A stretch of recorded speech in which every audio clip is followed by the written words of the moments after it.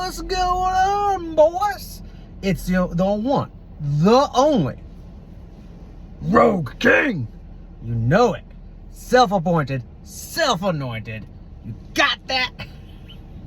All right. So, today, I've got an interesting topic to talk to you guys about. If you had asked, like 3 weeks ago, any pro player, if they thought that we were about to be in a tier 1 format or even a tier 0 format, basically every pro player would have told you, yeah, we're about to be in a Dracotail format that's going to be at the very minimum a high tier 1 format, if not an actual tier 0 format. And the reason why people would have said that is because Dracotail, particularly branded Dracotail, as well as Magistus branded Dracotail, are by far the best decks in the room. No other deck actually reaches that level. There's some other decks that may or may not kind of get there, but not really, right? Like, for example, Radiant Typhoon or maybe Branded Despia. But realistically, the Dracotail matchup, the Dracotail deck, if that is to say, is by far the best deck. Just like really by far, you know. The reason is because of just how great it is at putting up layers of interruption, that is to say. There's no other deck out there that can do it to that extent, right? The problem is, as we started to see on the regionals weekend, and now even more so on the YCS weekend, was it wasn't really a tier 1 format. Right, sure, Dracotail was the most represented deck in the room, but not by the wide margin that we had predicted. Instead, we're seeing something more like 30% of the room is Dracotail, and maybe only like 20% or so of top cut is Dracotail. Something along those lines. Maybe in some events more, some events less, but relatively speaking, something like that, right? And so the question becomes, why? Like, if we know beyond a doubt that Dracotail is the best deck to take, why is it seeing so little representation compared to what we had predicted? And the reason is, ironically, because of how good the deck is. In reality, the Dracotail deck is just way too difficult to pilot. Okay, it is indeed the best deck in the room to play. There's no doubt. But it's also the hardest deck in the room to play. And if you watched Joshua Schmidt's on live stream over at the YCS in Germany, he played Sky Striker and he played against a branded Dracotail matchup, which you would think would be very difficult for him to win. And indeed, it was difficult for him to win.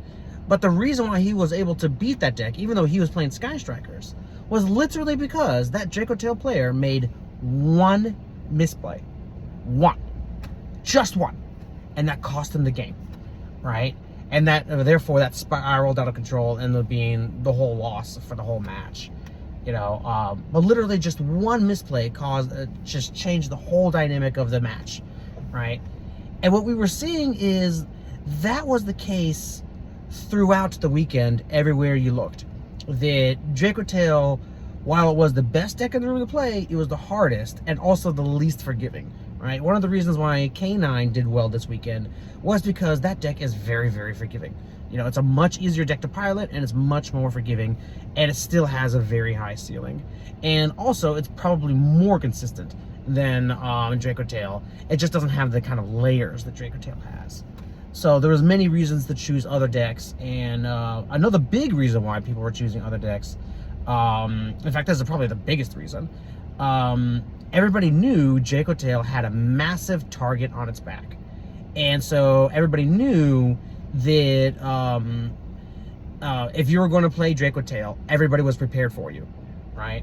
And not only that, the other half of that same coin there is that if you're playing Dracotail, you now have to play it better than everyone else in the room in order to win, right? Because everybody else is, you know, all the other good players are also playing Dracotail. So you have to play the same deck as your opponents, but better than them. And remember, both decks, if you're both playing Dracotail, All it takes is one of you guys to make a misplay. Just one of you. Boom, done. Right? And so a lot of players, including people like Joshua Schmidt, realized that the matchup was just too hard. And so that just became that just became it. That just became the decision that playing that deck is too hard, and playing against it is too hard.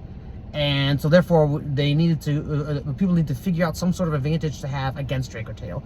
You know, whether be playing a lot of board breakers such as Super Poly, or some deck that can take a more advantage of things like that, or what have you, just something else, because the deck is just too hard to play and too hard to play against. You need to have a simple, easy way to beat it, and a simple, easy deck to play to beat it with, right?